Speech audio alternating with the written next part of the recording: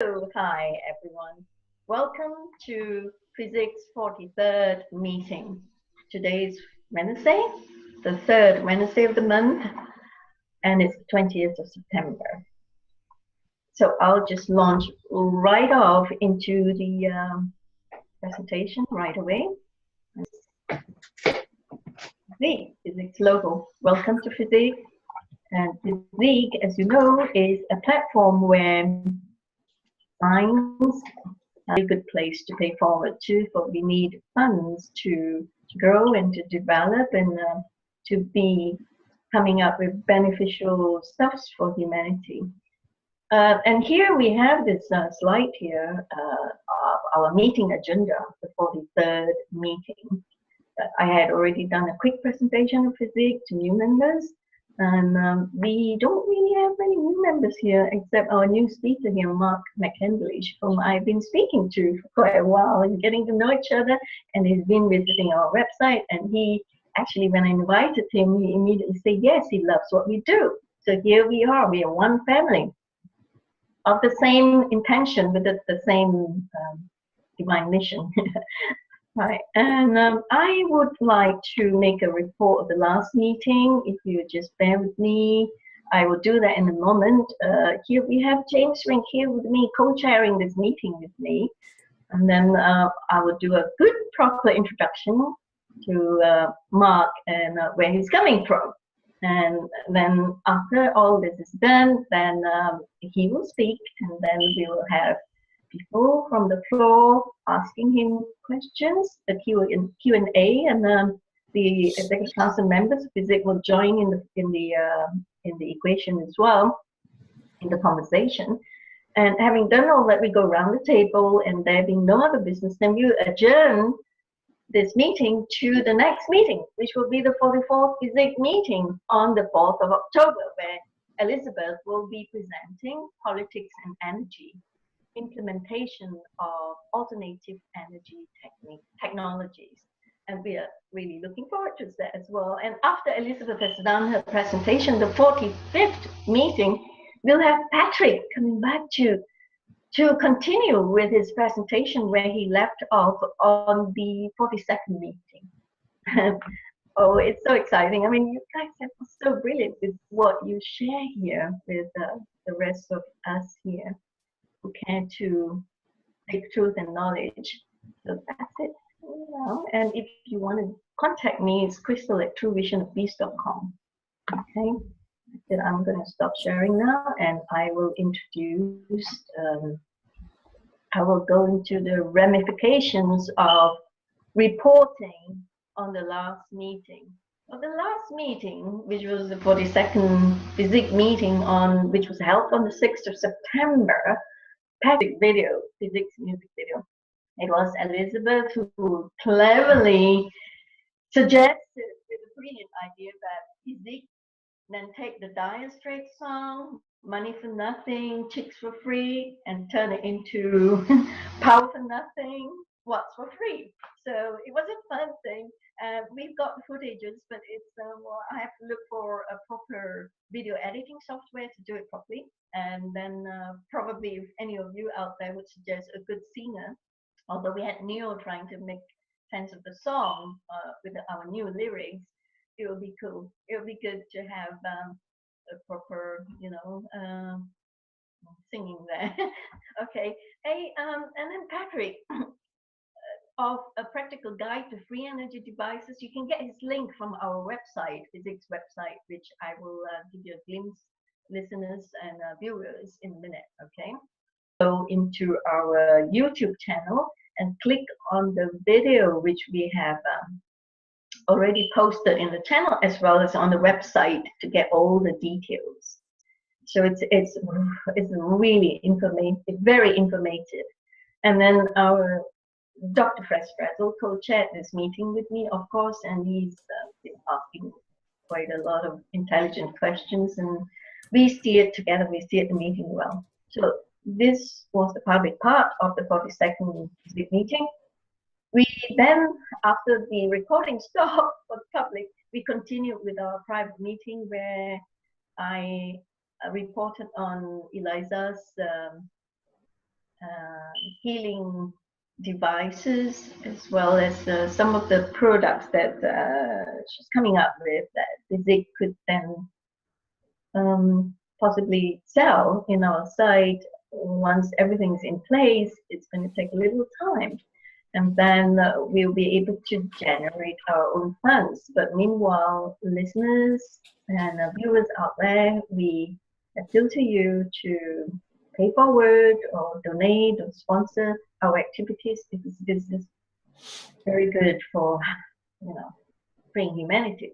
And that's about it, really. And I think I want to introduce, it is time now to introduce our speaker for today. Mark McCandlish is an internationally recognized artist specialized in aviation and conceptual art within the defense and aerospace industries, serving the needs of many of the top American corporations in this regard. Having had literally dozens of UFO sightings since 1966, Mr. McCandlish has spent most of his life trying to discover the signs, believing there is a plausible answer to interstellar flight without violating the currently accepted laws of physics. He feels certain that this carefully protected technology has been co-opted by an as yet unknown group, and the sequestration of this technology has provided that organization tremendous leverage in world politics, finance, and international conflicts over the past 5 decades. Now, today's meeting, Mark is talking about what he knows based on eyewitness accounts and insider information. Mark takes the audience through a series of revelations as to how remarkable breakthrough technology may have been back engineered from recovered or captured off-world systems, enable aerospace and defense-related corporations to hijack control of governments worldwide, created a special access-only secret space program, and develop a breakaway civilization with its own goals and agenda. So there you are. Without much ado, I will hand the microphone over to Mark. Mark, over to you. Thank you very much, Crystal. Mark, you can't see Mark's face, but you'll be able to see his face in the Physics website. Hold on a sec, Mark. I will just show Physics website so people will have a good idea what you look like. And okay, I'm going to share screen now. Share screen. Sorry. Okay, this is Physics website, folks, and it's truevisionofice.com/physics.email. So if you go down, and you will be able to see the speakers, the lineup of speakers, present and past. You see Mark here, and you will see Mark's link to his website. If you click on this live link, it takes you to Mark's website. Okay, this is Mark. And it goes the same with Elizabeth is in physics. So you want to contact her, contact me, and you'll be able to get through to her through physics. And Patrick has got his links as well. If you click on this link, it will take you directly to Patrick's more than 3,300 pages of the ebook, Practical Guide to Free Energy Devices, which is recommended to all of you out there who are enthusiasts in free energy development, free energy devices. So, okay, so this is it. I'm going to stop sharing now, and over to you, Mark. Take over the microphone, the talking stage. Thank you. Yeah. Thank you. I'm gonna. What happened here? Okay. Share screen. Oh, there we go. Okay. Let's see. Okay. All right. Very good. Okay. Well, it's a pleasure to meet you all, even if it's over the internet.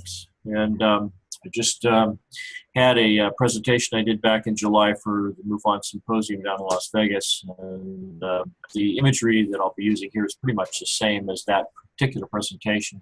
I'll probably go through the first part of the presentation a little bit more quickly so we can get to the the meat of the discussion about electrogravitic propulsion and free energy devices. So anyway, for me, getting into college actually meant becoming a little bit more technical oriented. I wound up joining the Air Force, becoming part of the 318th Fighter Interceptor Squadron, becoming a weapons control system mechanic on the 106 Delta Dart, which was built by Convair back in the 1950s when I was born. The planes were as old as I was. A lot of the telemetry in the system in the aircraft was all vacuum tube technology. It was quite old. And anyway, from there, I used a GI Bill to go to college and studied at Art Center College of Design, wanted to become a car designer, but eventually wound up in the defense industry because there just weren't any jobs in the automotive industry at the time. So I wound up working for clients like Rockwell International, which is now part of Boeing. Their North American Aircraft Division did a lot of work on the B-1 bomber system, like the thing you can see here. This is an illustration that I did for them a number of years ago. My first employment for a particular company was with General Dynamics, and the first cutaway illustration I wound up doing for the company was to depict a prototype anti-aircraft gun system that was mounted on a tank chassis. It was called the Divisional Air Defense Tank, or DIVAD tank system. During the course of my work in the defense industry, I also had the opportunity to take a number of media orientation rides where I got to sit in the back seat of different fighter aircraft. I actually had the opportunity to fly aircraft just like this one here, and it's actually a 35 millimeter photograph I took from the back seat of an aircraft just like the ones you see here. This is the F-16. And this was with the Arizona Air National Guard. You could kind of make out the Arizona flag tail flash there at the top of the vertical stabilizer in the back. I wound up doing a number of illustrations and more or less traded the original art as a matter of sort of compensating these squadrons for giving me the opportunity to ride with these aircraft. This is an illustration I did based on some of those experiences. The background in this particular photo is actually from a photo I took while hanging upside down in the back seat of an F-4 Phantom over the China Lake weapons testing facility in the California desert. Later on, I wound up working for a variety of different contractors. This was a cutaway of a torpedo propulsion system I did for Allied Signal Aerospace. It has a lithium-based propulsion system, which is I don't know if you can see my arrow moving around here, but this area here is filled with lithium.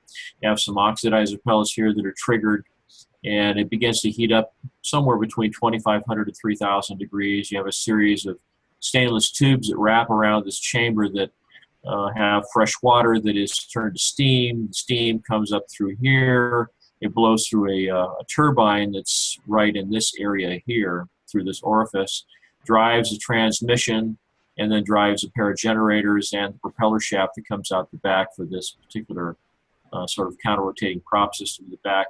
The water then is ducted back through these corrugated panels in the torpedo, goes all the way back up through the system, heats up more of the oxidizer as it passes through here, and it's kind of a continuous loop system where it's constantly turning water into steam, cooling it down using the cold temperatures of the seawater around the outside of the torpedo. So it's a very interesting system. In fact, I think the actual range on this torpedo is still classified. Anyway, I also was involved in a number of projects involving the space shuttle, and this was for an illustration I did where I was actually plotting out every single tile on the exterior of the shuttle, and did a lot of work for the commercial publications industry. This is some of the things I did for Popular Science. This is what the aircraft actually looked like based on eyewitness accounts. As I was working in the defense industry, I had the opportunity to speak to a lot of people who were I guess you would call them contemporaries, who had occasion to see things one time or another. And so I was able to pick up some of the details of what some of these aircraft look like. Now, where the story starts to get interesting is with this particular preliminary sketch that was done back in the mid-1980s. It was asked by Lockheed Skunk Works to produce an illustration for a proposal they were submitting to the Department of Defense. And they came to me and they said, well, we have an aircraft that we're designing for this new requirement, but we cannot tell you what it looks like because the design is classified. And so what we'd like you to do is we would like you to take and create an image for an aircraft that just looks really fast. And so I sat down, I looked at some of the other types of aircraft that are actually, you know, Mach 2, Mach 3 plus type aircraft, like the SR-71 Blackbird, which many people are familiar with, and the XB-70, which was a prototype developed in the 1960s for North American aircraft. And combined the features of those two aircraft, thought it would be interesting to sort of move the vertical stabilizers out here to the wingtips. I combined that with what was being discussed in some of the trade journals like Aviation Week and Space Technology at the time, including a sort of a scramjet engine down here. Brought in some retractable canards that could be withdrawn back into the interior of the aircraft. And when I presented this drawing to the aerodynamicists that showed up at the next meeting, they became visibly upset. And at first I thought it was because the plane was so outrageous in appearance, but as the discussion continued, it became evident that apparently my preliminary sketch had come very close to looking exactly like what they were really designing. This gentleman who I was sitting across from, some people think it might have been an aeronautical engineer by the name of Mickey Blackwell, who was well known in aerospace circles. But he slammed his hand down on my illustration and was saying, you know, what are these canards doing here? What are these vertical stabilizers doing out on the wingtips? These would be torn off at Mach 17. And then he stopped himself in mid-sentence, realizing that he was actually starting to disclose classified information about the capability of the aircraft. So Mach 17, depending on your altitude, that's about 12,000 miles per hour. And part of the authentication of that claim was that the gentleman who had hired me met me after lunch one afternoon to discuss the project, and he appeared to have had a few drinks during lunch, and he was slurring some of his words, and he started to tell me how they had a prior generation in the same family of aircraft that had had some flight control issues as it was coming into the Nevada test range and Edwards Air Force Base vicinity of the southwestern United States, and that the pilot could not transition from one of the high-speed propulsion systems to one that would allow it to land at a slower speed.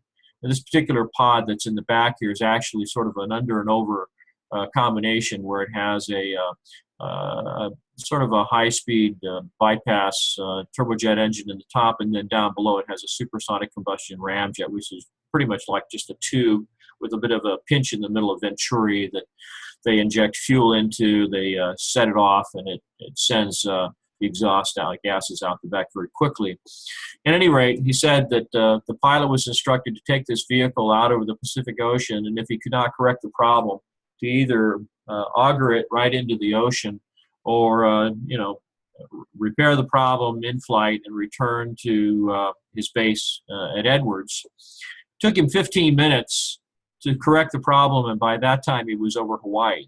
Well, having just back in 1986, I had just come back from Hawaii for a scuba diving trip with a friend of mine, so I knew that it was 3,000 miles from Los Angeles to Hawaii, and if you can do 3,000 miles in 15 minutes, that means you're doing 12,000 miles per hour. So it was evident that the aircraft were capable of doing some pretty fantastic things. Now, ultimately, they sort of gave me an idea of what they wanted me to draw. This sort of Buck Rogers thing is kind of what I wound up drawing for them, and a little bit more of a refined version. It's a finished piece of artwork, but this funny-looking little cone-shaped thing with the the funny little tail fins and so forth. I don't know how this thing would actually land, but I tried coming up with a few ideas, proposals for that, but it had a scramjet package above and below the fuselage, and had a nose cone that could tilt down for the pilot to see where he was going and so forth. And so this is what I wound up drawing, but it didn't look anything like what the vehicle was really supposed to look like, which was this baby right here.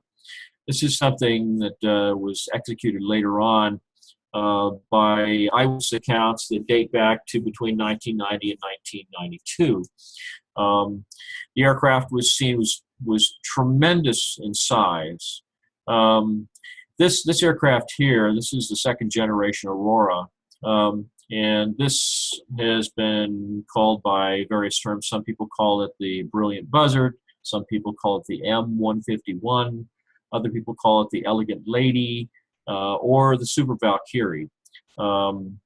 It's clear in retrospect that there were actually probably several different defense contractors that developed prototypes that went into testing, were actually witnessed in daylight hours by people that I know personally. So I had the opportunity to sit down with these eyewitnesses and prepare detailed drawings of what these things look like. Now, this was a different version. This was the North American Aircraft version of the same type of aircraft, the same answer for the request for proposal that was produced by the Pentagon. And it shows a very clear intent that what they had was a very large aircraft that could carry a smaller parasitic aircraft that could be launched at high altitude. And it was assisted by a pair of solid rocket boosters that were actually injected right into the back of the fuselage, like a pair of cartridges that could be ignited while in flight and after deployment from the carrier vehicle up here. But it turns out that eventually found some patents for the very same thing, this being among them, showing exactly how they would do this. And they actually had rocket propulsion augmentation on the larger aircraft as well. The launch point for these things were somewhere in the vicinity between 103 and 150,000 feet altitude.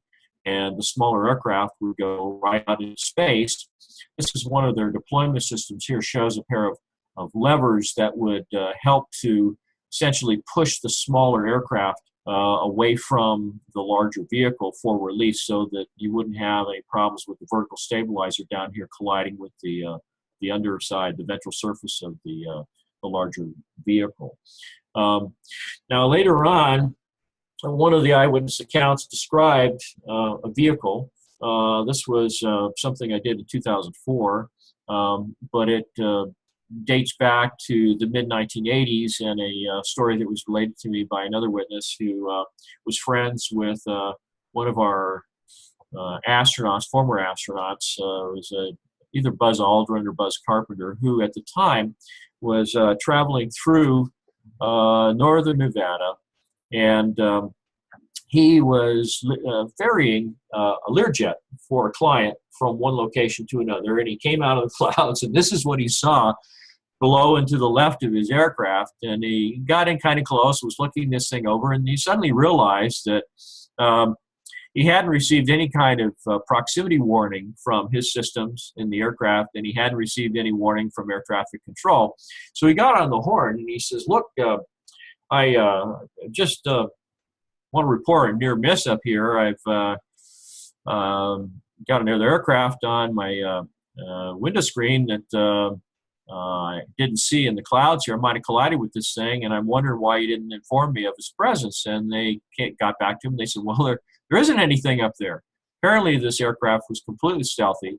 You'll notice that it has kind of a diamond shape. If you were to look at it in plan view, you could see that a little more clearly. But it did seem to have a combined type of propulsion system where you had some internally mounted jet engines that were fed by these inlets here.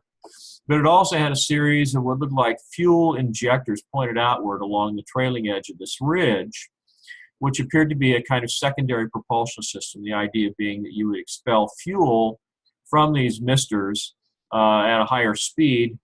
And because the entire skin of the aircraft above Mach 2 begins to heat up and actually glow from the heat, the fuel would spontaneously combust in the superheated air passing over the aircraft.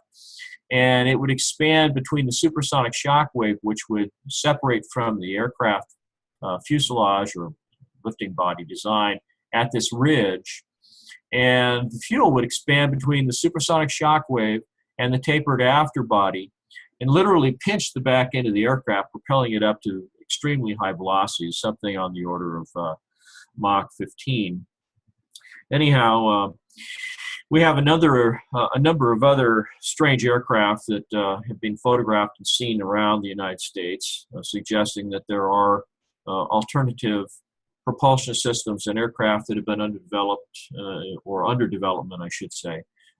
This is kind of a projection I did based on a photograph showing what the aircraft probably looked like with the curled down wingtips, the engines embedded within the wing, really low profile vertical stabilizers that run along the top of the aircraft. And some photographs I've seen suggest that the canopy of this aircraft may actually wrap down around the nose of the vehicle.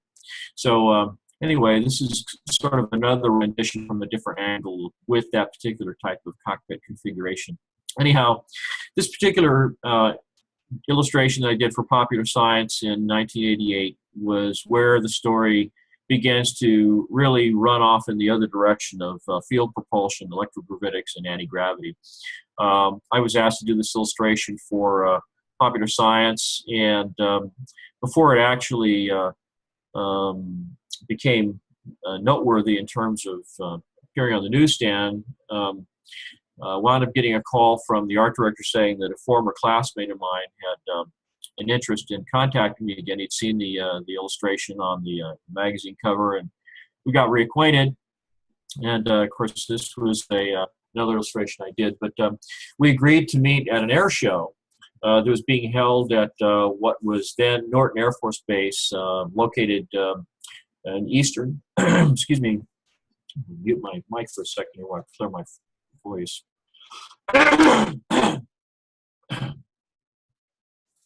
Okay, there we go. Eastern part of San Bernardino, which is about 70 miles east of Los Angeles. We agreed to meet at the air show and look at the static displays of various aircraft. There were rumors that they were going to have a flyby or a static display on the SR-71 at that time, which was starting to make more appearances at air shows. Anyway, at the last minute, I wound up getting called away to do this particular illustration and several others for the magazine over the weekend, and so it was precluded from actually going to the air show. Now, during the air show, the fellow that I had known in college was actually in the company of a gentleman who had who eventually replaced Kelly Johnson and Ben Rich, was one of the CEOs, chief executive officers for Lockheed Martin Skunk Works up in Palmdale. This is that building in Palmdale. This is actually the former construction site for the early or mid-1960s, the L-1011, Lockheed L-1011 airliner, which later became the new location for Skunk Works when they moved the facility up from Burbank, California to the Burbank airport.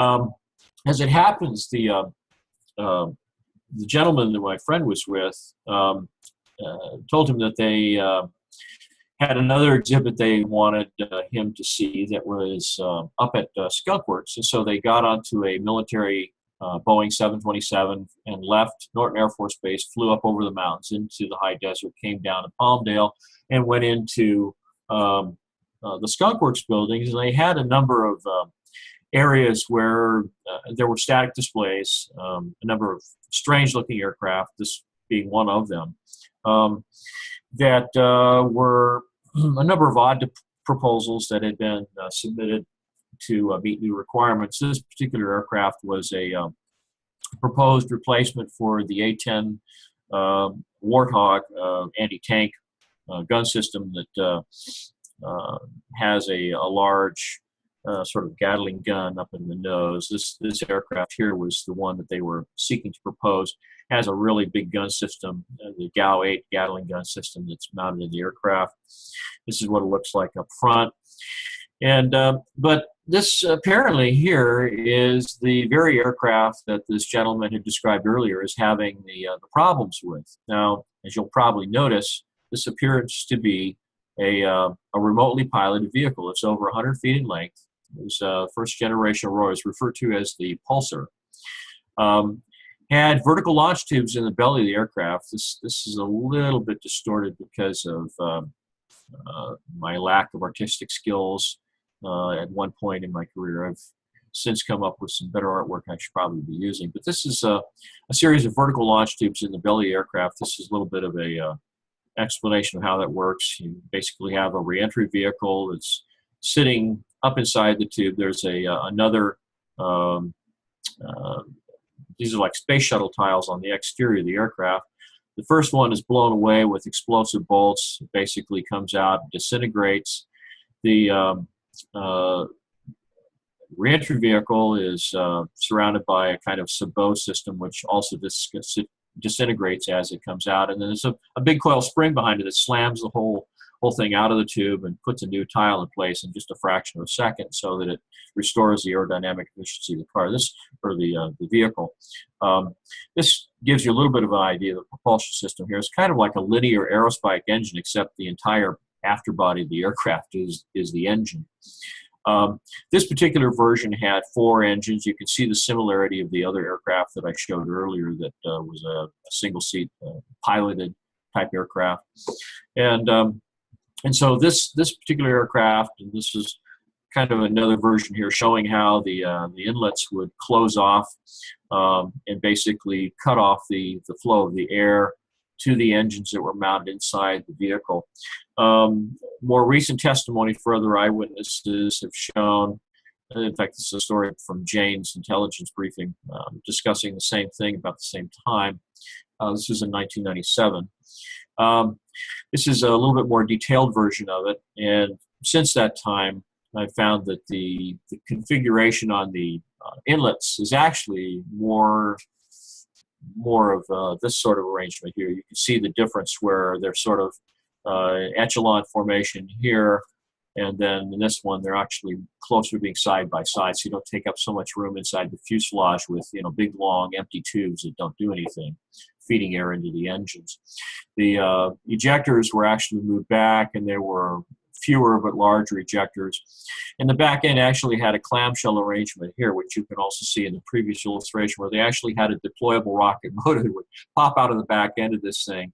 They could perform a zoom climb where it would go into a slight dive and then pull up, ignite this rocket engine, and go completely exo-atmospheric, going out into space where it could loiter almost indefinitely. Now, this is actually a rendition of what was believed to be a manned version of the same aircraft, but this one here is remotely piloted from a base near Indian Springs, Nevada, which is it's called Creech Air Force Base.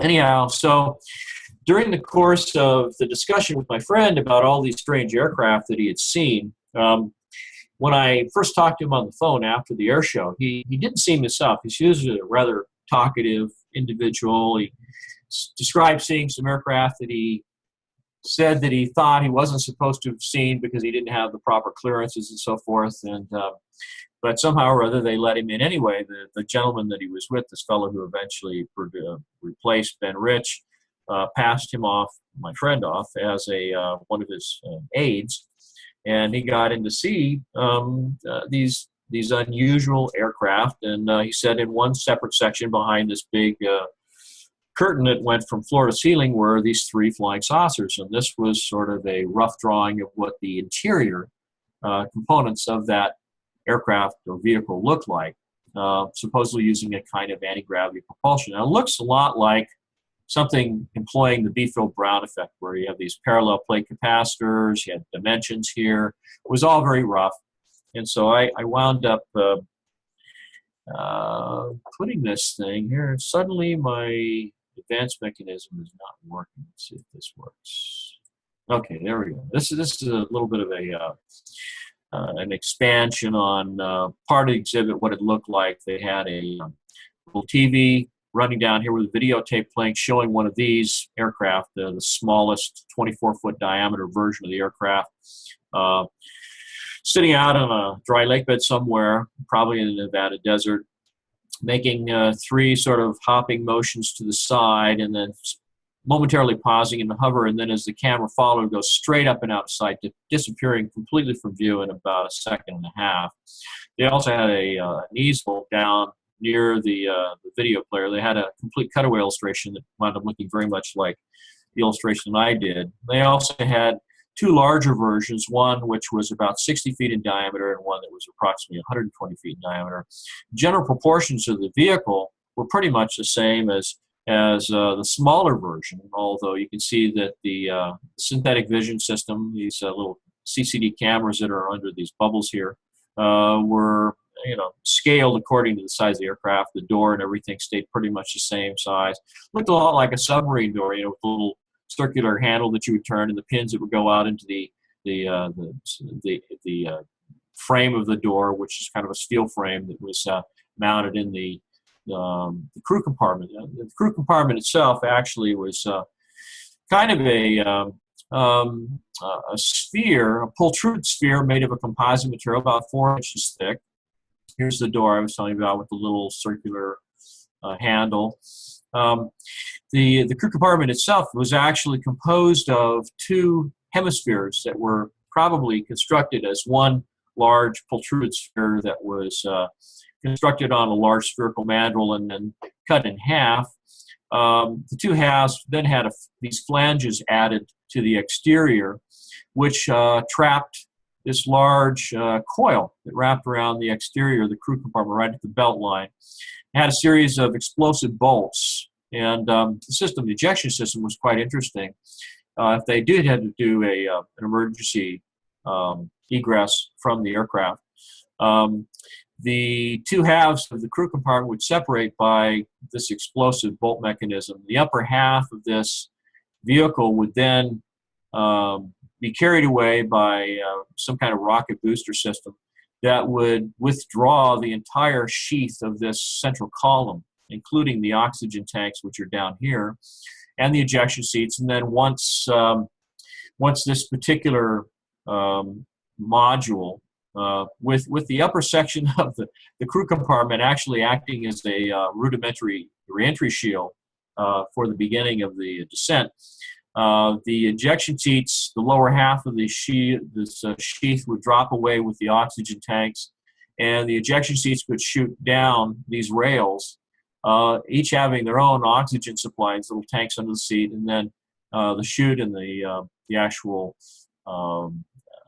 survival package that is in the lower seat tray. These are pretty much the same ejection seats that you would find in the same an F-4 Phantom from the 1960s, 1970s vintage. It was the exact same model of the ejection seat, according to the witness.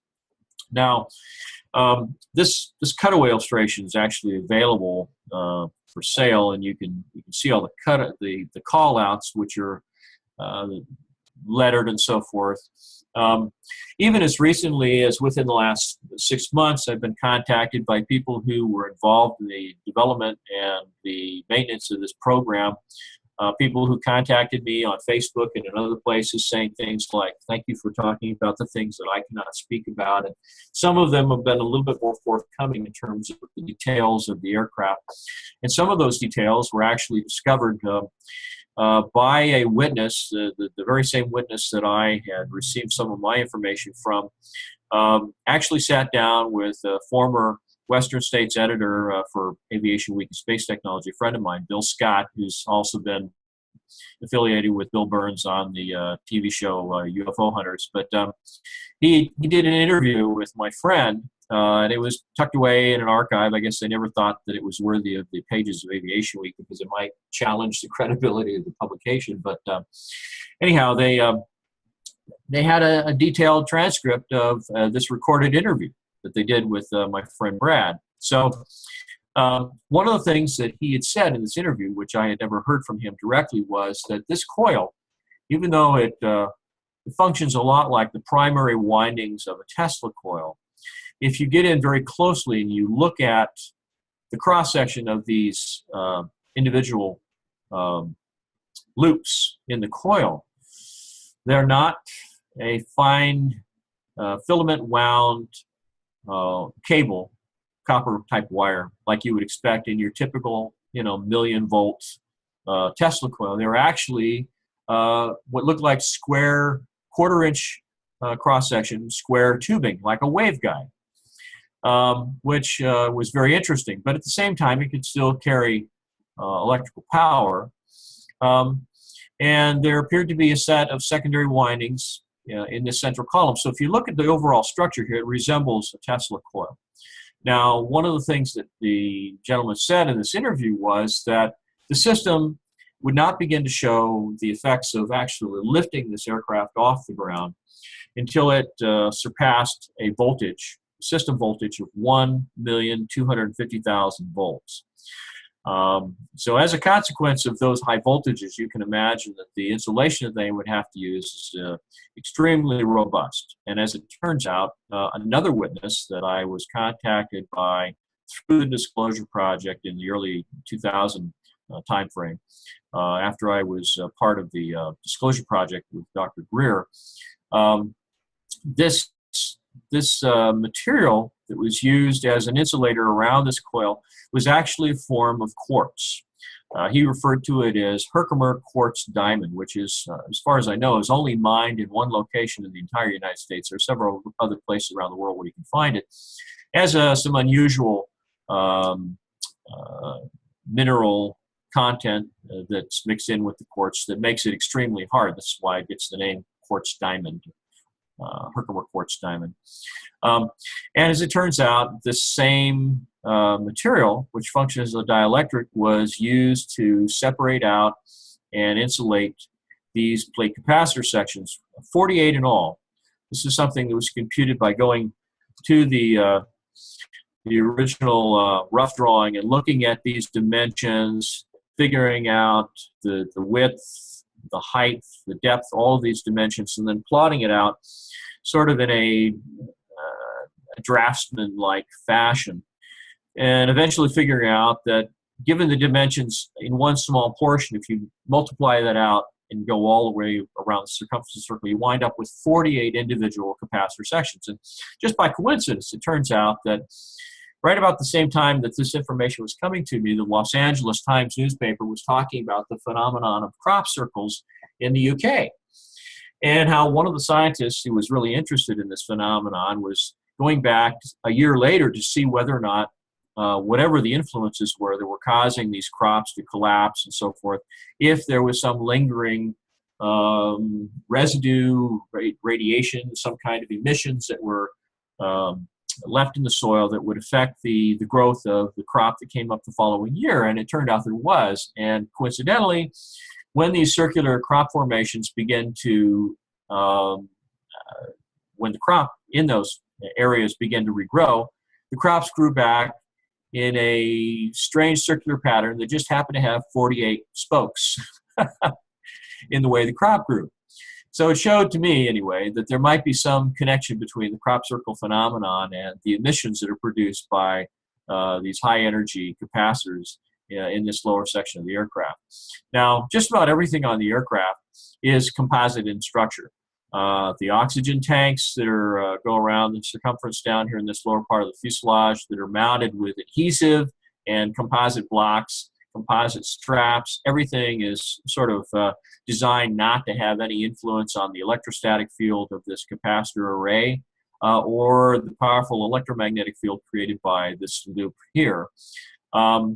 Even a lot of the structure of this particular robotic arm that extends out through these panels that are hinged, everything's put together with adhesive, everything's put together with composite structures, plastics, and so forth. But I'd actually, in the 1980s, when I first began my illustration career in the freelance realm, actually did some work for a robotics company that started up down in the San Diego, San Clemente area in Southern California, called International Robomation Incorporated, I think it was called. And it turned out that this looks a lot like the robotic arm that they had designed. And what is significant about this design is that these are not electric motors that motivate and propel this robotic arm. It's all driven by high-speed air-driven turbines. There are no electric motors in here, which of course would probably be influenced or probably would not be able to function properly in the field of such a powerful electromagnetic field as produced by the system. So what it had is a high-speed turbine at one end, and it had a series of gear reductions. It went from small to large, small to large, small to large. So it took a high-speed turbine with a low torque output, and it converted it to a high-speed turbine with low torque, and it converted to a low-speed gear drive at the other end with a lot more torque. And so you could actually get this thing spinning like crazy at one end, and at the opposite end, you'd have this powerful torquing mechanism that you could use to extend the robotic arm out and so forth. So moving on, and getting a little bit more into the details so you can see a little more clearly here. You can see the coils around here. You can see these little dots here represent the secondary windings that go up through the column. On the interior, I've since received some new information about what's going on inside this column. Now, I'm just also want to point out that there was a special arrangement to the capacitors. You'll see that they're staggered, that each plate lines up with the gap of the adjoining stack. There are 8 plates in each one of these stacks. The plates are actually a laminate of a magnesium zinc foil. It's an alloy produced by Dow Chemical Company back in the 60s, 70s, and 80s. 1980s was the last time I actually made inquiry about the company about whether you could still get a hold of this foil, and I wish now that I'd actually purchased a roll. It's pretty pricey. A 25-foot roll was like $250. But you can get it down to about 7 or 8 mils thick. And it had a ratio of about 95% magnesium to 5% zinc. The foil is then laminated by running the foil through a series of rollers that take it down into a bath of molten bismuth. Bismuth happens to be one of the components in solder that you use in electronics. It has a low melting temperature, and so the bismuth coats both sides of the foil, and then the foil is brought up through a series of rollers that press out all the excess bismuth, which drops back into the vat. And the foil lamination process goes through a number of cycles until you build up these plates, which are about a ½ an inch thick. And then the plates are then clad by a copper sheeting, which helps to protect the magnesium from cooking off. Magnesium actually will combust when it's subjected to enough heat. That's why they use it in roadside flares. And so it's clad in a high temperature copper alloy. It turns out that the melting temperature for copper is somewhere between, I think it's 1800 and 2000 degrees, and the slumping or melting temperature of the Herkimer quartz diamond is somewhere closer to 3000 degrees. And so one of the ways that they fuse all of these things together is by actually having preformed panels of the quartz that are polished, that are occlusion and oxygen, little air bubbles, free. There's no contaminants of any kind in the panels. They put these things all together in a giant kiln, including the material that goes down in these gaps, and then it's brought up to a temperature gradually to the point where you don't actually have complete meltdown of the quartz, which of course would cause the copper to begin to melt also, but it actually begins to fuse the quartz while everything's held in position. That's why they can achieve this precise orientation of these components without everything sort of sagging and going to one side as the process is ongoing. And then after it's all done, this entire disc is put onto a large lathe, and the edge is all trimmed off nice and smooth. It's all polished up. And then because of the gaps, these gaps, it's a little bit harder to see on the scale, but the plates are ½ an inch thick. The gaps in between are 3/4 of an inch, as are the gaps that run vertically between the different stacks of capacitor plates. But if you laid this out in a little bit larger scale, you'd be able to see that with a ½ an inch thickness in the plate here and 3/4 of an inch gap here, you actually have about 1/8 of an inch above and below the the side-to-side measurement here, where, say, if you had a laser, a light source that was passing through this array as a means of sort of reducing the threshold of emission, you can actually get light to go through this entire array. This is something that's been noticed in a number of UFO sightings. People have actually seen these long, thin, copper-colored wedges on the ventral surfaces of UFOs. The late Colonel Wendell Stevens had an entire archive of UFO photos and eyewitness testimony describing the features that they'd seen. And there was a multitude of craft that, when seen in close proximity, were actually seen to have the same kind of thin wedge-type copper-colored panels embedded in the surface of the ventral part of the aircraft, and the ones that were more akin to a pure lens-shaped type of vehicle had these same kind of copper-colored thin wedges on both the ventral and the dorsal, or top and bottom surfaces of the lens-shaped type craft. This is a little bit more detailed computer-aided drawing. It was done by my friend James Allen, who did a film about my research called 0 Point, the story of Mark McCandlish and the Fluxliner. This is actually what Lockheed called the Fluxliner. It was also referred to as the so-called alien reproduction vehicle, which always brings a few giggles from the audience when I say that. This is kind of a breakdown of the components and their orientation without the exterior of the vehicle being present. You can see the central column, the ejection seats, the coil on the outside, as well as the capacitor array, the oxygen tanks, and the robotic arm. This is scaled to about a 6-foot-tall man. Now, as time went on, I began looking at the propulsion system itself and what would actually function as the kind of thing that would be able to produce the power that we're talking about, especially anything that's operating at over 1,250,000 volts. It had to be something that was producing a tremendous amount of energy. The power source on this, surprisingly, starts out as a kind of homopolar, a battery that sets up a kind of, well, I'm going to have to go back here a little bit so you can see a little bit more clearly what I'm talking about. You'll notice this disc right here. This disc is actually part of a homopolar generator. I haven't shown all the components. There's actually a brush that takes electricity off the edge of this thing. But in order to get this going, you have mercury in this central column. Now, this disc actually feeds through the two-piece outer sheath of this column, runs through a bearing mechanism, but it actually extends into the interior of this column. And there is a mercury solution in there. Now, the mercury solution, this, by the way, is a patent that was secured by Kenneth Shoulders, who worked with Hal Puthoff in Austin, Texas. It was patented under the Jupiter Toy Company.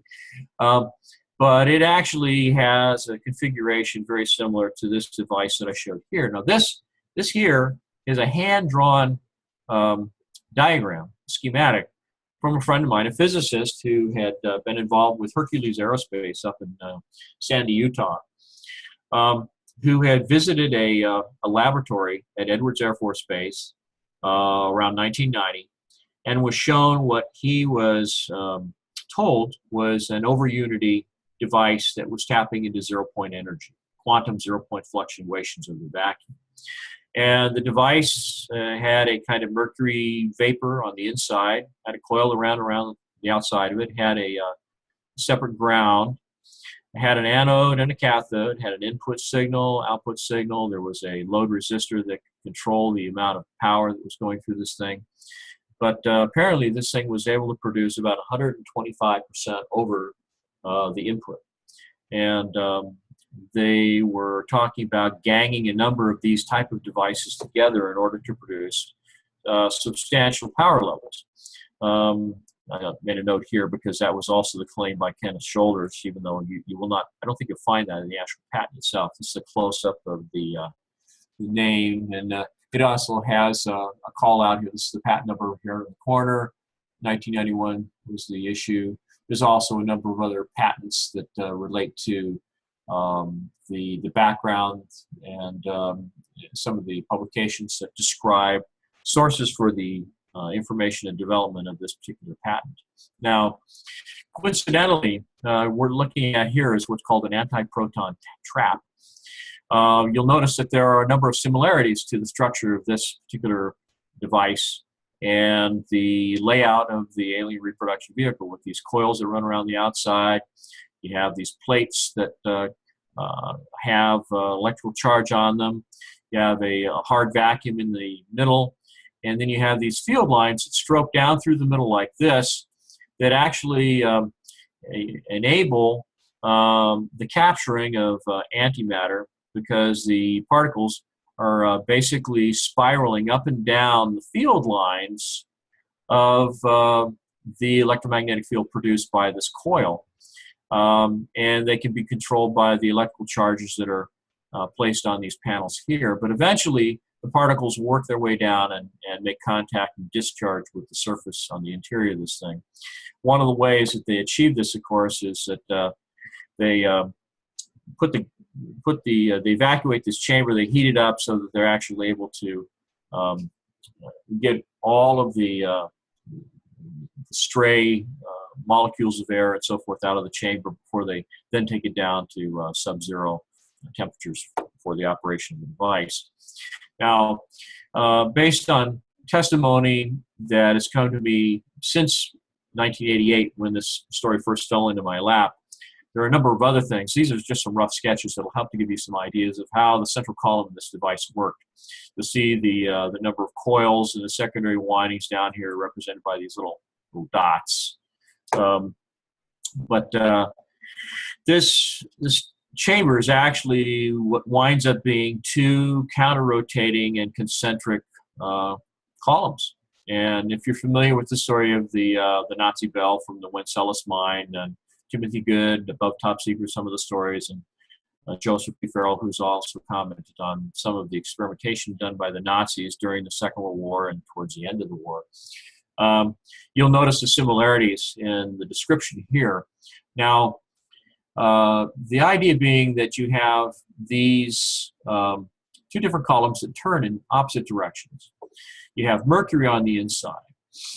So what is the mechanism that actually makes these things turn? Well, it turns out that back in, I guess it was the latter part of the 18th century, Michael Faraday, a chap from your neck of the woods, developed a mercury motor. And it basically just involved a little petri dish with some mercury in it, a permanent magnet sitting in the middle, had a battery, a power source, a small battery nearby with a wire that went over and was dropped into the mercury. And then there was a little wooden scaffold up above that had another wire going to a copper filament that hung down into the mercury.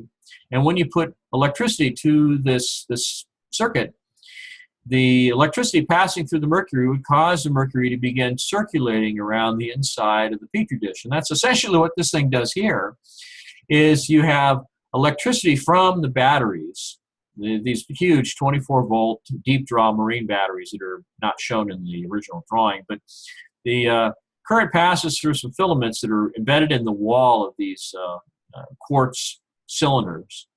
And when the electricity also passes through the large coil on the outside of this, the primary windings, it creates a powerful electromagnetic field that duplicates pretty much the same thing, the same kind of field lines that you'd see with the permanent magnet that Michael Faraday had in his early design.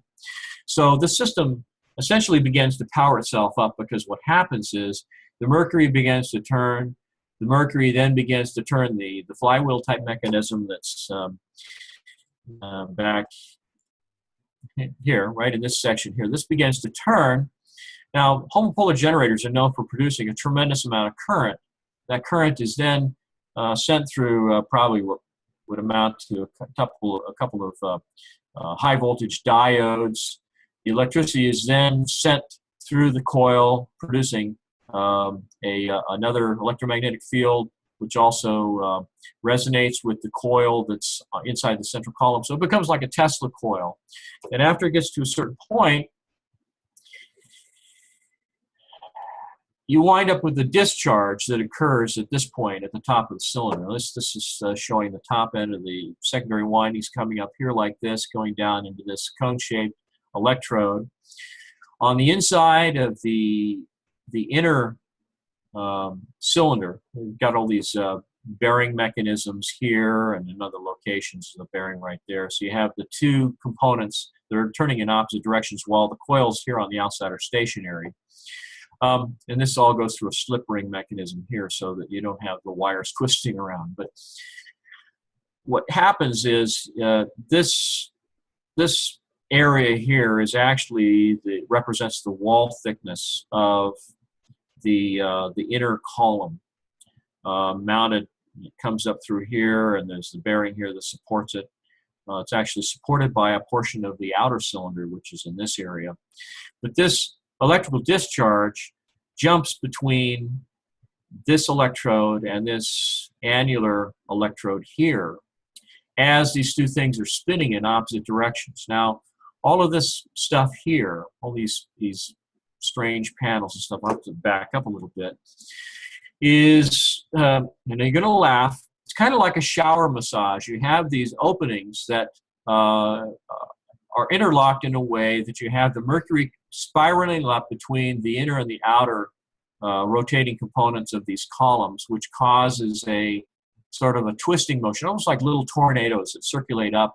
They go into these vents here because you have another section that is rotating where you have the openings, momentary closing and opening as the mercury is circulating upwards. You have this pulsing that occurs.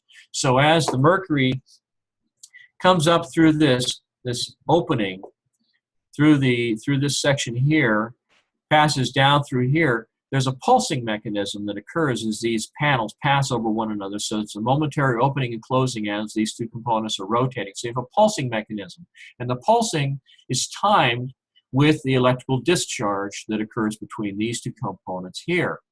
Now, originally I was given to believe that there were some kind of pickup coils that were mounted on the inside of this chamber, but it turned out to be something a little bit different. Now, these are revelations that have actually come more recently that I haven't had an opportunity to include in the cutaway illustration. I'm in the process of updating that now. I think you'll find this really interesting. But because of the way this venturi here is configured, it turns out that this cross-section of the inner cylinder is structured a little bit differently now. It actually has, I mean, if you're familiar with archaeology, familiar with the ancient clay vessels that they found on the ocean floor from ancient Greek sailing ships that sank in storms and so forth, the ancient amphora, which kind of had a shape very similar to this. It had kind of a cone-shaped neck that snaked down into a narrow opening. They could put a big cork in there. But then it opens out into these shoulders. Oh, sorry. This is a little bit closer to what it actually looks like. Jump forward there, didn't even realize it. But it turns out that there's more of an undercut in this area down here in that inner chamber in the secondary column that rotates on the inside. And so when this discharge passes through this area here and you have this undercut, what happens is there's a shearing effect here so that the mercury flows down, the pulse occurs, the electrical discharge occurs, and you wind up with this circulation pattern that looks something like the movement you'll see in the arrow here on the screen. And what happens is because these two components are rotating in this fashion, you have one going one direction, one the other, you already have kind of a spiraling effect as the mercury comes into the system, almost like a series of tornadoes. It's a little bit closer look up here what it might look like as far as the inner chamber and so forth. This is a little bit closer to what the inner chamber looks like. But on the inside of this chamber, instead of having a secondary set of coils, they actually have what looks like a very long bottle brush type of electrode. It's a kind of a a coil that, let's see, what happened to my arrow? There it is. Okay. Comes up from the bottom, it spirals around the inside of this chamber, and it has all these little whiskers on the outside of it. And it wraps up underneath the shoulder of this overhang, a little bit more clearly depicted here. And it goes all the way down through the center of this thing to a certain point, and then it stops. And then the mercury comes down here, is split by this little cone at the bottom, and goes back up into the gap between the two cylinders, begins to work its way back up. Now, I don't like to undermine my own credibility, but I have to be completely honest about, let me see if I have, let's see, well, okay, all right. Yeah, I thought I had the other illustration here that might have helped to explain this, but as my investigation progressed on this propulsion technology, I came across some of the stories by people who were claiming that they had been abducted by aliens. Now, I have to tell you that I was a complete skeptic. I thought that these were people who had mental health problems, were attention-seeking, individuals who wanted to be in the limelight. But I thought that, if any of their stories had even the slightest amount of truth to them, there might be a possibility, however remote, that they may have seen some of the propulsion system components in the vehicles that they were taken aboard. And so I happened to catch an interview of 3 individuals who claimed that they had been abducted by these extraterrestrials and taken aboard their vehicles. And so I contacted the host of this show out of Las Vegas. The gentleman's name was Billy Goodman. It's called The Billy Goodman Happening. It was a predecessor of Coast to Coast and Art Bell and now George Norrie.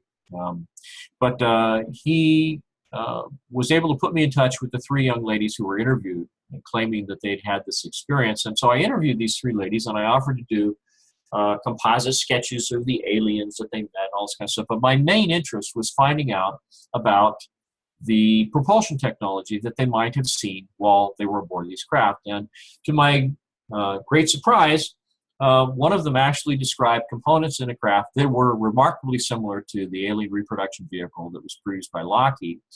But one individual had actually seen a system that was far more sophisticated and was obviously using a little bit of different configuration, but she described being taken into the power source, the power plant for the system. She said that I walked into a room and I was standing on what looked like a glass floor, and there was what looked like a pit that descended in the center of the room, and coming up out of the center of that pit was this glass column. And in this glass column, there was a silvery mercury-like fluid which had little sort of shimmering flecks of other material. Some were black in color, maybe carbon-60 Buckminster fullerene, I think it's called. High temperature superconducting material, but she said that she could see the turbulence pattern through the glass of this material as it was circulating upward. So this was one of the things that sort of filled in some of the gaps for me about the operation of the ARV, because it occurred to me that if you have the kind of circulation pattern that she described, and she said it looked like a series of small tornadoes that were spiraling almost in helical fashion up on the inside of this glass. And if you know anything about hydrodynamics and fluid mechanics, you know that those kind of turbulence patterns can only be produced by 2 cylinders that are moving in opposite directions, that are putting a shearing effect on the fluid that's in between. And because, of course, it's mercury and it's opaque, you don't see the inner cylinder moving. You just see the turbulence pattern through the glass. So this also answered another question, that the system had to be a kind of closed loop operation because the mercury was moving upward, and it obviously had to come back down somewhere in the system. Going out to the outer hull of the vehicle seemed like it would be a bit of a problem.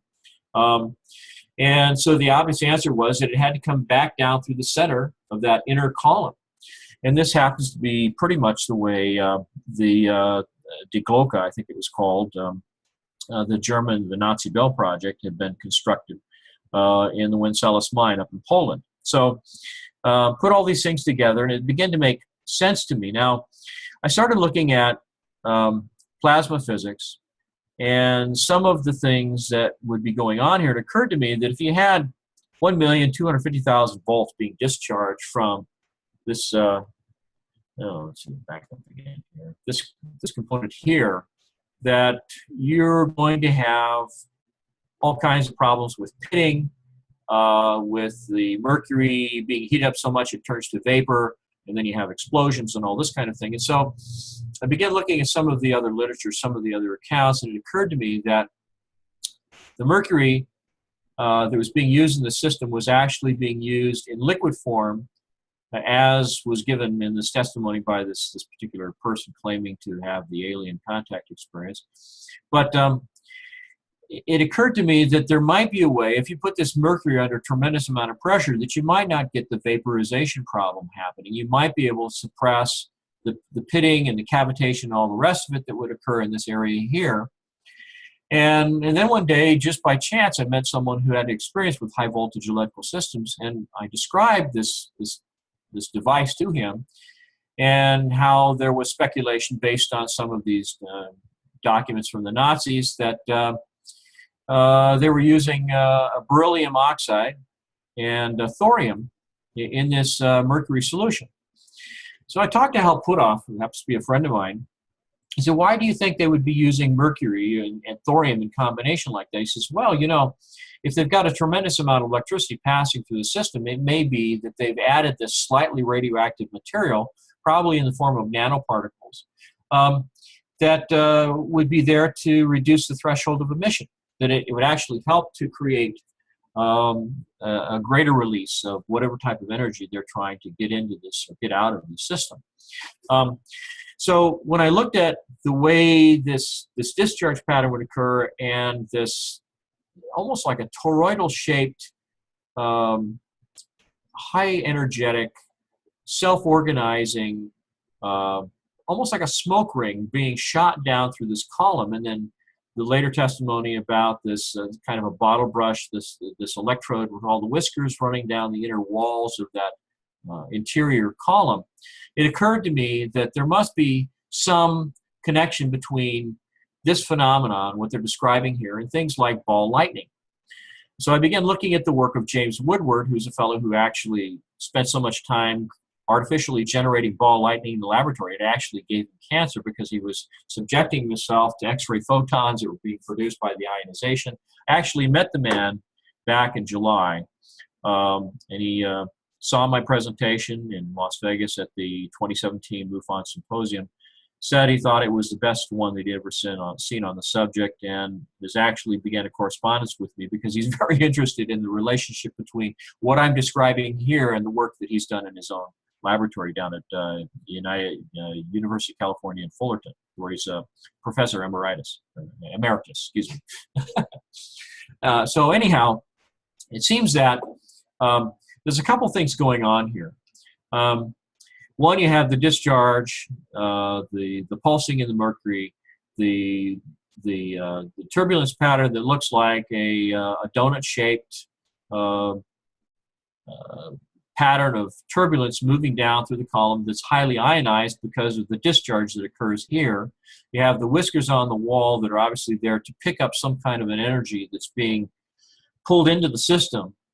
And then, of course, there was a testimony from this interview that was done back in 1990 that was only discovered 6 months ago by the original witness, who claimed, now this is where credibility will be stretched again a little bit, he claimed that the system was pulling in an energy form that was moving through space-time at over 500 times the speed of light. Now, when I read that, I began looking through all of the physics review, the International Physical Society, all these different papers, looking for anything talking about an energy form that moves through space-time at 500 times the speed of light. I could not find anything. So I got a hold of Hal Puthoff, and I said, look, you know, I think there's something to this. I haven't found anything in the literature about something moving faster than c, the speed of light, at least in the way of electromagnetic fields. But here is Brad claiming that this coil that's embedded in this quartz that has a waveguide-like configuration, square cross-section tubing, copper tubing, that it's picking up some kind of energy form that's moving through space-time at over 500 times the speed of light. And he said, well, it's true. There is nothing in the literature about that. And the way he said it made me think that, well, it's probably because it's classified, for crying out loud. So I started thinking about it, and I thought, well, what else do we know of that registers some kind of an effect almost instantaneously at a great distance, and it's quantum entanglement. So I got back to Hal and I said, well, is there any aspect of quantum entanglement that involves zero-point energy or quantum zero-point fluctuations? And he seemed a little startled by my question, but he said, yes, as a matter of fact, he says they have found quantum entanglement phenomena related to CPE. There is a relationship. So that may be the link right there, that the energy form that the thing is actually tapping into has to do with quantum entanglement. But getting back to the overall design of this thing, you've got the secondary windings here of the Tesla coil. I'm going to back up again. Sorry to jump around. I know I'll probably give you a headache, but look at the way this is laid out. You have electrostatic fields created by all of these capacitor sections. Look at the orientation. The orientation is all radially oriented, which just happens to match what the field lines look like that are produced by this large coil, the primary windings of the coil. So you have field lines that are stroking down through the center of this column, just like that antiproton trap, and just like you know, the Faraday motor, the mercury motor we talked about earlier. But the field lines also stroke almost longitudinally through these plate capacitor sections. And think again about the fact that the foil itself is a multi-layered lamination with bismuth sandwiched between layers of a diamagnetic material like magnesium zinc alloy. So this all suggests to me that there's something very special about this orientation, this arrangement here. Now, there's a couple other things that are going on, and that is that you have overlapping electromagnetic fields. Because of the resonance that occurs between the primary and the secondary windings of a Tesla coil, where you wind up with a low voltage that produces a high voltage output. But the other thing that's happening, when we go forward again to, well, I guess it'd be better to show you this one here. Imagine, of course, that you have this discharge that occurs here. You have this donut-shaped, almost like a smoke ring, a toroidal, highly energetic event that shoots down through the central column, shaped like a torus. But that event is like ball lightning. It's, in fact, the very way that they've modeled ball lightning as a toroid of highly energized ions that are created during a lightning strike, usually around rock formations that have a lot of quartz-bearing material. And so ball lightning by itself has been shown to be a phenomenon that seems to be self-organizing, self-sustaining. There are actually accounts of ball lightning persisting for as much as a minute in length, all by itself without any other energy input that we know of.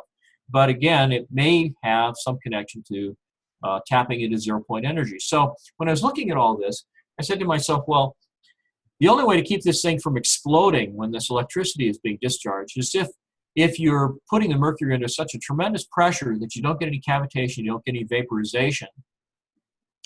And what you wind up with, this energetic event that fires down through this column, could be like, and I didn't even know this was an actual term in the physics literature, but I said it sounds like a virtual plasma.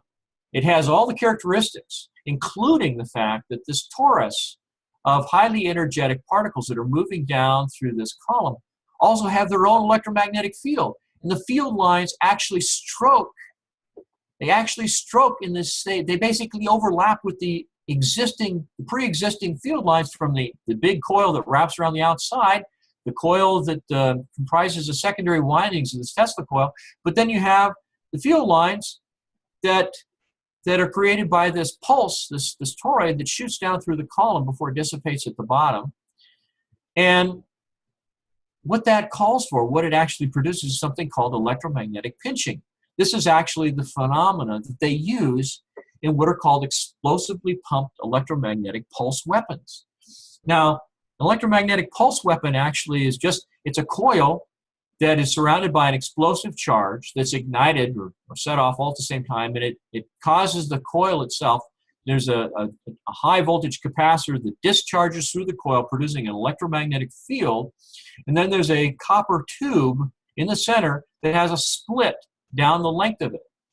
And it's also connected to a power source. And when the explosive sets off and you've got these powerful fields, the explosive basically it evenly compresses the entire coil, pushing it inward along with this cylinder that has a split. And when that cylinder closes up and the gap closes, it produces another set of field lines that also stroke through the middle. And there's a compression of the field lines that creates an electromagnetic pulse. So if you look at this system, it appears to be a device that has the ability to produce a non-destructive, high-frequency, repetitive electromagnetic pinching effect using a virtual plasma that's pulling energy right out of the vacuum of space-time. And that vacuum is then being picked up by, as I said, again, I haven't updated the illustration, so it doesn't show the bottle brush electrode down, but that the electricity is being picked up by that bottle brush electrode and is then being shunted down and stored. It's being rectified and stored on the positive and negative plates of the capacitor section at the bottom, so that each repetitive cycle, when this fires, the energy level grows higher and higher. I believe that it grows exponentially. And then when that happens, you wind up with such a powerful concentration of energy in the capacitor section, in combination with and shaped by the electromagnetic fields of the Tesla coil, that you literally wind up with the ability to distort or to warp space-time. You begin to create, I guess, what you would call a dynamically engineered local space-time, which is part of the description that Miguel Alcubierre gave back in 1994 in his physics essays paper about creating a functional warp drive without violating general relativity. I think this is probably how you do it. So you can see where the device, as it's, and forgive my rough illustrations here, but you can see where, because of the way these components are oriented, because of the way everything is positioned here, that you have the ability to not only pull energy out of the vacuum and store it and use it and discharge it and produce work with it, but you're actually distorting space-time. And the space-time, in the description that Alcubierre gave in 1994, it talks about creating a polarization of space-time, basically, that creates what amounts to something akin to a singularity ahead of the vehicle and an expansion of space-time behind it. So it creates a vector in space-time. And the dynamically engineered local space-time actually is like a space-time bubble, a vacuum, a bubble of vacuum in space-time that happens to have your spacecraft right in the middle of it. And the vectors that the expansion and contraction of space-time that you're creating around the vehicle actually accelerates that entire space-time bubble uniformly, so there's no g-forces. Now, one of the things, in 2010, Hal Puthoff wrote a paper that talked about space propulsion using metric engineering of the quantum vacuum. It was published in the Journal of the British Interplanetary Society. I believe that it was in the June or July issue. I'm not positive of the exact issue, but I know it came out in 2010. Pretty close to what the title there is. You can even find it on the internet. But in about the third or fourth paragraph of that paper, he describes what some of the other phenomenon associated with metric engineering might be. And very surprisingly, there are two characteristics that come up in the math that are evident by anyone who happens to be in the environment, both inside and outside the area where the metric engineering is occurring. And he said that the math implies that, number one, you're going to see an optical distortion. And that is that the craft, the vehicle that is producing the phenomenon, is actually going to appear to shrink in size. It's going to look like it's diminished in size. And it's because of the bending of space-time that you have this optical distortion. So if you think about all the videos of people that were showing crop circles in the UK being made by these little glowing orbs that were zipping around the field, that may actually be a much larger spacecraft, but it just looks like a small glowing orb because of the fact that they're warping space-time in the process of flying around the field. The second thing that he said is that you see a modification in the pace of time. Now, this is very interesting because around 1990, I had a discussion with a friend of mine, a physicist by the name of Fred Bell, who's now deceased, unfortunately. He mysteriously had a heart attack when he was about to allegedly make a great revelation about this sort of technology at one of the Disclosure Project conferences that were, I think it was supposed to happen in either Baltimore, Maryland, or Bethesda, or Washington, D.C. But this was, oh gosh, I think it was around 2008, somewhere in that time frame. But he had described building a device that externally looked like a geodesic dome or sphere, geodesic sphere in his backyard in Laguna Beach, California, where he lived. And each of the triangular-shaped panels on this sphere was a parallel plate capacitor array, with the size of the individual plates diminishing as you got closer to the interior of the vehicle. Quite by coincidence, running up through the center of the vehicle was a column very much like the one I'm describing here. God only knows how he came up with the idea, but this was the kind of arrangement that he came up with, and he had a window that allowed him to look out through the size of the vehicle. Another friend of mine, Sean David Morton, was present when he fired this thing up, and he talked about it using well in excess of 150,000 volts of electricity. Spent something in excess of $100,000 to build this thing. City of Laguna Beach eventually demanded that he take it down because he didn't have a building permit. But but anyhow, so he fired the thing up, and he was looking out the window. This is about 2 or 3 o'clock in the morning, and his backyard was backed right up against the Pacific Coast Highway, which runs along the entire coast of California.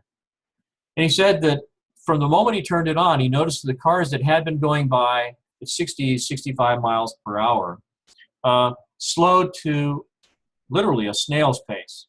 In fact, he said that you could see the pulsing of the alternator in the headlights themselves. They were basically slowly pulsing on and then fading almost to black and then pulsing on again and off again in about a 30-second cycle of on and off.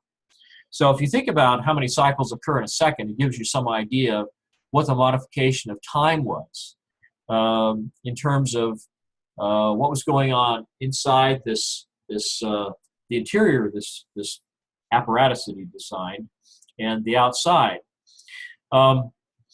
And in fact, it had a dramatic effect on his personal health and his mental stability, which of course helped undermine the credibility of the entire story from that point onward. But even Sean described the strangeness. It seemed as though Fred himself, being on the inside, it was almost like looking at one of those films that Benny Hill used to produce, where everything is sped up and everybody's moving around very quickly. And Fred even told me, he speculated, he said, if anything had gone wrong with this mechanism and I had not been able to shut it off, and he says, and I couldn't get the door open while this thing was operating because there'd be a tremendous electrical discharge, he said, it would have killed me. He said, if I had been stuck in this thing, he said, it's conceivable, he said, I could have starved to death in a matter of hours because the rate of time was advancing so much more quickly on the inside compared to what was happening on the outside. But this is just one further authentication of the math that Hal Puthoff described in his 2010 paper in the Journal of British Interplanetary Society. So it seems to me that if it's properly constructed, and maybe this is some indication of why they had that Stonehenge-like structure above the Wenceslao mines, they decided that if they fired this thing up, it was going to fly away. Maybe the best thing to do would be to chain it down and then tap as a power source. Because obviously, if you can tap into this tremendous amount of power, and you have some way of carrying it away from the site so that it doesn't overload the circuit and the mechanism itself, because I can easily see how a device like this might get into a runaway condition very quickly if you don't have some safety measures built into it. But this will give you some kind of an idea. There was one other thing that I don't know if I've got it here. No, I didn't include it. But if you look down here on the bottom end of this, you can just barely see this. But there's actually a planetary gear drive system down here in the bottom that helps to facilitate the counter rotation of the two cylinders. That was something I forgot to mention to you, but it is in some of my other drawings. Anyway, so I'm sure you'll have some questions about the system. I just want to kind of give you some other little tidbits from my research over the years. This is a Polaroid photograph that came to me from a friend of mine. It was taken in 1982. So near Cedarville, California, in the upper northeastern corner of the state. All these people were pulled off the road, and my friend stopped to see what they're looking at. And this thing that you're seeing, there's my arrow, there it is, off here in the distance, this little guy right here, it's about between 1/4 mile and 1/2 mile away. And this is a close-up here. This thing was described as being almost 600 feet in length. Looks like a big, faceted flying wing. There's a little bit better, this is sort of his drawing based on his eyewitness account. Said there was kind of a sphere at these 3 locations. It appeared that the outer extension of this, what looks like a wing, could actually rotate inward into the center section here.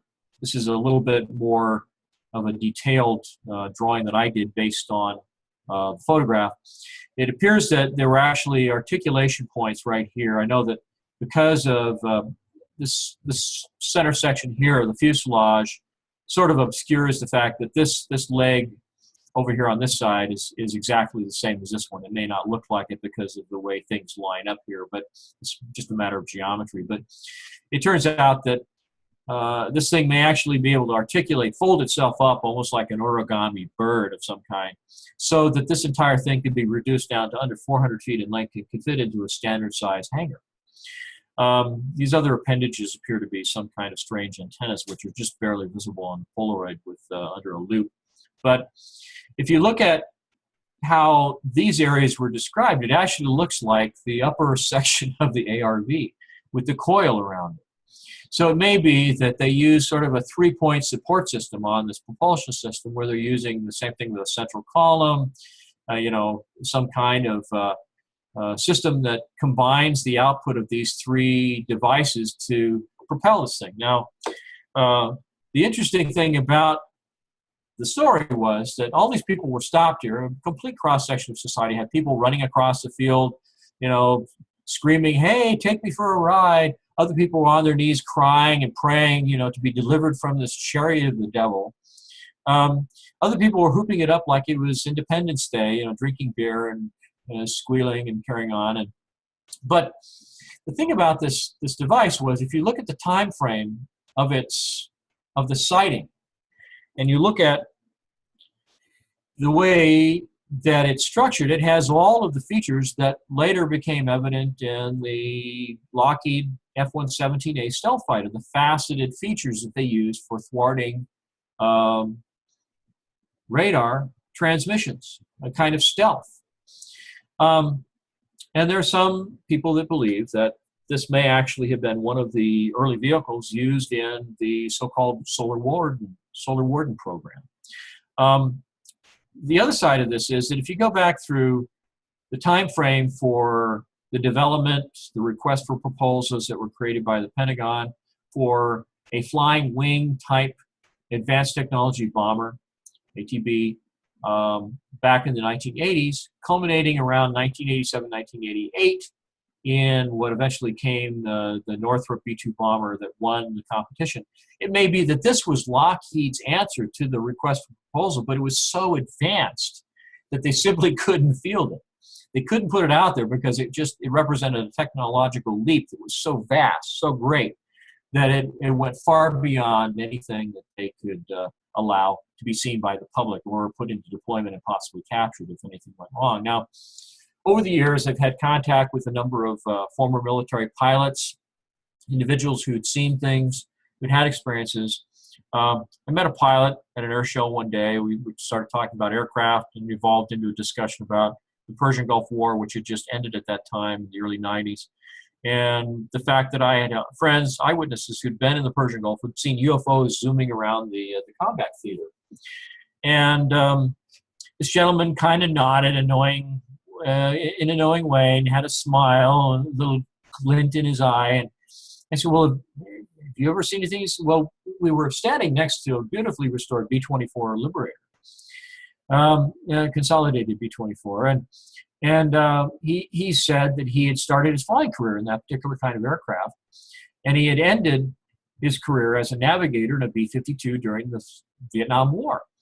And so we got around to this discussion of UFOs, and he described how his B-52, which this little dot here represents, had been damaged by flak from a surface-to-air missile over North Vietnam during one of the missions, and it was still flyable, so they ferried the aircraft over to, I think it was Guam, to be repaired, and they were down for a week or so while they did all the repairs on the aircraft, and they were in the process of flying back to Thailand to their base, 1 o'clock in the morning over the Pacific Ocean. It was a full moon up in the sky, cloudless black sky, star-filled sky, the moon reflecting on the ocean down below. And the pilot suddenly exclaims, "What the hell is that?" And they look out the window, and paralleling their course is this immense disk, easily between 1/4 of a mile and 1/2 a mile in diameter. I said, well, how did you gauge the size of this thing? And he said, there was a glowing, translucent cupola on the top of this thing. And he said, it was like a giant one-piece casting of Lexan, white Lexan. And he says it was glowing from the inside. He says on the inside, you could see the individual floors silhouetted on the translucent surface. And you could see individuals, human-like individuals, large heads. It could have been normal human pilots with helmets, protect them from the powerful electromagnetic field, or it could have been, little gray aliens for all I know. But what he said was, they counted 27 stories in this cupola. And so based on, a standard story, in a building, they figured that this thing had to be about between 1/4 of a mile and 1/2 a mile in diameter. And he says around the edge were these immense turban-like blades, each one of them the size of a giant bypass door on an aircraft hangar. And he says they were moving in this circular track around the outside perimeter of this disk, moving very slowly. He said the outside had all of this plumbing. There were conduits and pipes that would come out one place and go over and go back in somewhere else. He said it didn't look like it was really based on aerodynamics. He says, and we began to think about the fact that maybe the only reason we were able to fly next to this thing, get in close and look at it, didn't seem to be hostile in any way.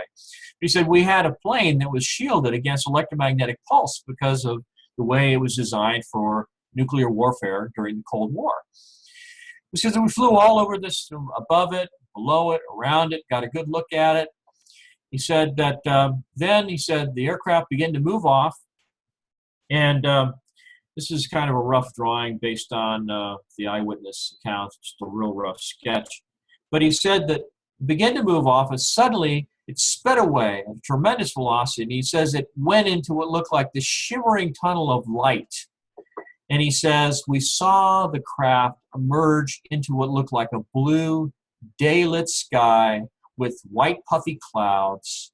And he said, and then after it emerged out into sunlight, this shimmering tunnel of light began to sort of waver and go out of focus, and it basically collapsed in upon itself and disappeared, and they were back in the black of night with the moon above the ocean. And he said that when they got to their duty station, that they were met on the ground by a team of investigators claiming they were from the Federal Bureau of Investigation, the FBI.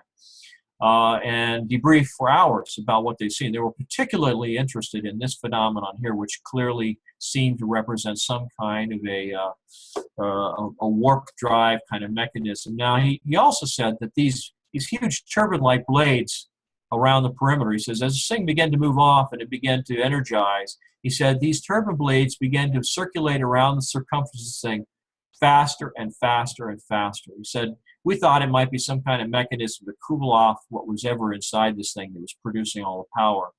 But he said these huge panels began to move with such tremendous speed, he said they were a blur. You could no longer see them. So just imagine the amount of mechanical engineering that would have to go into something like that. Now, when you were talking about your fluid pulse generator, it really looks a lot like Victor Schauberger's implosion engines, and most of his work was with water. But during the World War II, he was part of the Nazi Bell program, I believe, and we do get the indication of mercury from the Nazi Bell on that one. And I was wondering if you wanted to comment a little about that, and then I'll go on with the next part of the question. Sure.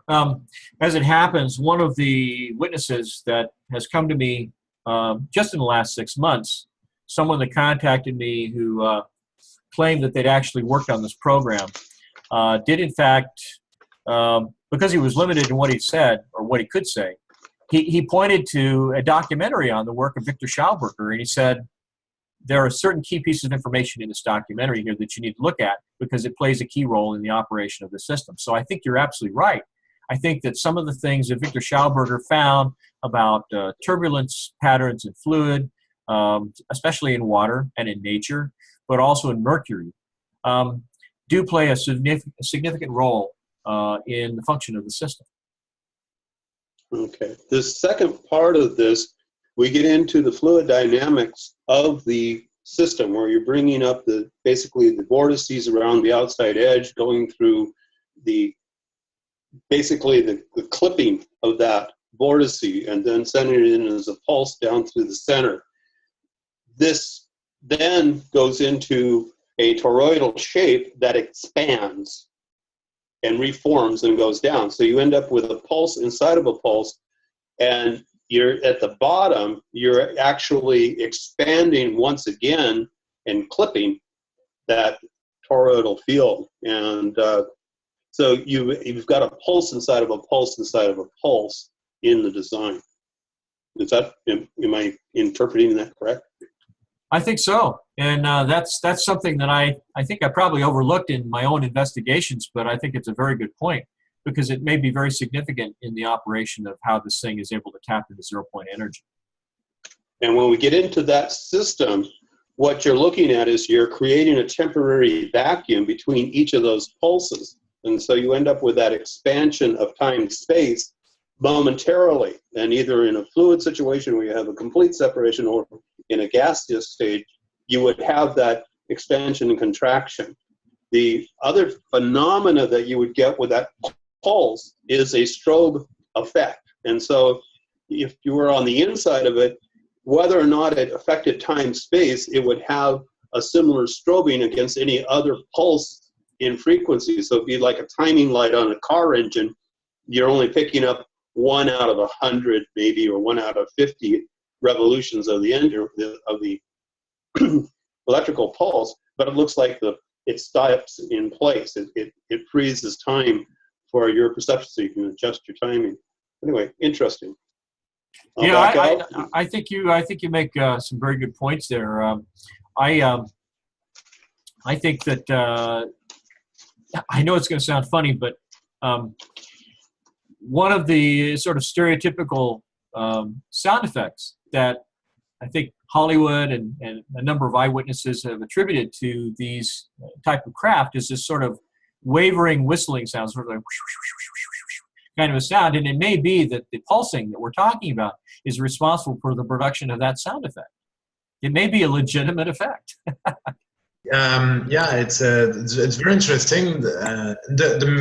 As I'm listening to that, the message that I'm getting is that these, like the things that Mark's been seeing are mostly, well, all of them are, they're not SSP technologies, they are the MIT technologies. So it's like the smaller version of the space programs and with limited technologies. And there are various ways of implementing proportions. And the message I'm getting is that that's very interesting from an academic perspective. But the practical point of view, there are other propulsion models that are simpler and more effective. That's a very good point. One of the things I guess I neglected to mention was that the original eyewitness said that this particular vehicle that he had seen looked very old, that it had chips in the paint, greasy fingerprints, and boot prints on the side where people had walked on it, worked on it. It looked like it'd been around for a very, very long time. Now, this is in 1988, but there are photographs of the same vehicle that go back to as early as 1966. I have another witness who saw one at Edwards Air Force Base in 1973. So it's evident to me that this may have been an early proof of concept, probably one of the very first types of vehicles that were able to use the technology. So that's very consistent with all your impressions. I think I'm impressed. Yeah, Mark, I'd like to add that, those who haven't had the opportunity to see your presentation and to know that these crafts are actually from here, it's not off planet. They will probably thought that they are all UFOs and UFOs being sighted. Especially the pulsar one, the kite-shaped looking pulsar, and the origami-shaped craft and Fluxliner. Yeah, probably thought that they are UFO crafts, but actually they're not, right? They're made here, aren't they? Well, I think was saying. I'm sorry, I didn't mean to interrupt. I just sort of working off the point you were making there is that there's probably a variety of craft, and there's probably a pretty my estimate is that about 85% of what people are seeing are actually military programs that are classified. That maybe 15% come from an off-world environment. That may actually represent off-world technologies. It certainly seems as though there's some cooperative effort going on, at least between some other civilization, maybe more than one, and some of the people here on the planet. Didn't really get into much of an opportunity to talk about how this kind of technology influences the political scene or the things going on in different countries. But if you look back into early 1980s, I think it was this UFO incident that occurred somewhere in Russia near Moscow, I think it was, that scared the daylights out of some of those people. That could have been a very elaborately staged event using military personnel and classified technology to intimidate the people who were in that local environment, and maybe quietly send a message to the Russians: we've got things that are far more advanced than you do, so don't do anything stupid. So you never know. But I really believe that a large percentage of what people are seeing is U.S. or other Earth-based military hardware. And by tuning into the astral field, I'm able to measure things more precisely. So, and what I get, 85%, like number, I get 84.2% are MIT program, military program.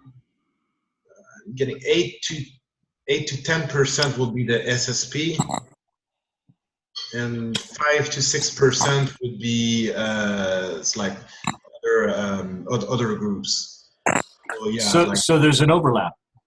Like there's an overlap where it's not always perfectly clear the boundaries between one or the other groups, especially with the SSP and other groups. That's what I measure. Under the breakaway societies and civilizations, aren't they close by and on hand to assist to free humanity? Well, that's the word on the street is they want to. I'm not quite sure what's holding them back. I suppose probably part of it is the certain groups that control this planet, which is Solar Warden, which I've been told is certain faction, at least connected to the Rothschild groups. But then when I had a chance to talk to Jacob Rothschild, he claimed that his organization, his family is not as negative as they claim, and that there were other groups, families, bloodlines, in particular the DuPonts, who are highly connected with the dark side that's blocking basically these free energy technologies and so on. So certainly there are Solar Warden patrols this planet to stop other extraterrestrial races showing up. But there are a lot of different military contractors. I suppose if some of them decloak their ships, there's probably rules and treaties against it. And plus, I think they like to keep the status quo maintained. They're getting so much benefits from it. But I guess the key is how many more benefits they're going to get. If you have a breakaway civilization, you have replicator technology, you don't really need any money from DARPA to fund any of your projects. Exactly. So I'm not quite sure how to answer those questions. It just appears maybe the ego has got to them. Maybe they think that they're better than humanity, sort of like the Nazi thing where we're better than you. Our group, we're more elite. Why should we share? See, that's the point I'm making here. Okay, so why would they need to drain us from us and enslave us to make all that money for them to use when they already have this advanced technologies that, free energy and stuff, so they don't need money. And it's so advanced that they have replicators and things like that in the secret space program that it's just not necessary to use the money that we. Maybe we should ask Intian. What do you think, Intian? Why don't you think these breakaway groups just show themselves? I'm sure there's some people in there who are good.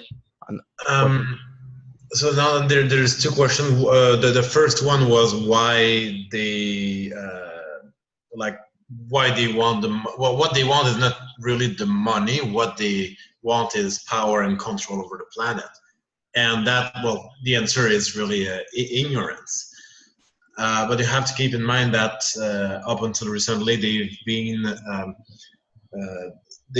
under the control of the Dracos, and a lot of the planet has been run by Satanists. But most of these Satanists, all they know how to do is how to be a channel for the Draco metaphysical parasites.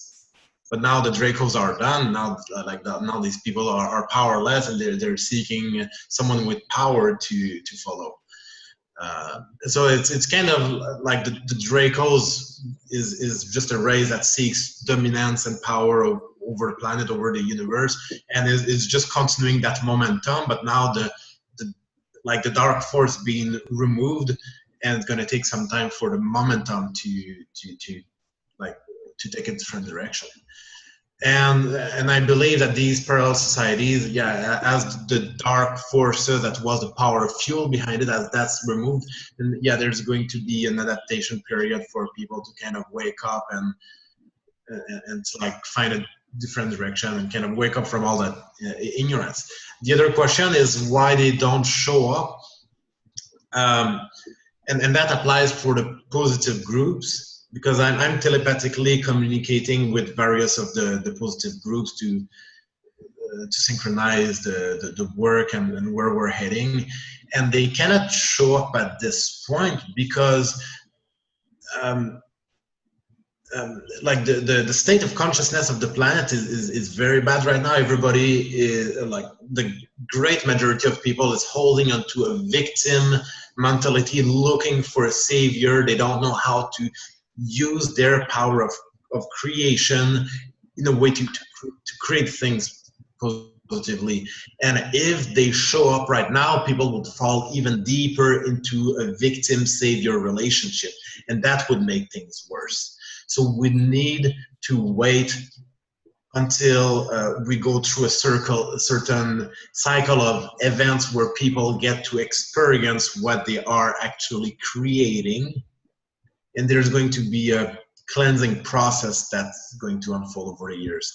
But until people start getting out of that victim mentality and start harnessing their own power of inner creation to actually create things in a new direction, then the positive groups cannot show until then.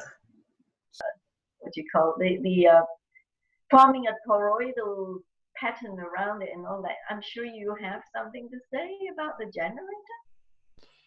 Not really. It's something that I've come across before from years back, but it's not something that's of major interest to me personally, because it's outside the range that I would deal with myself. My interest in free energy is for devices that are small enough to be built by the individual and which can power households. So it's not quite the same level of power that you would use in an intergalactic space vehicle. Electrogravitic drives are understandable and common sense, but they're outside the area that I would normally be interested in. Thanks, Patrick. Crystal, All right. I have a question for you. Sure, Ron. Go ahead. Do you want Prez to stop recording? It's been 2.5 hours. Yeah, I know. I think we got to stop recording and then we have our private meeting, okay? And I would like, thank you so much. And we hope that you will come back and speak again and continue with what you have missed out today. Thank you. Bye for now, everyone. Bye-bye. Bye-bye.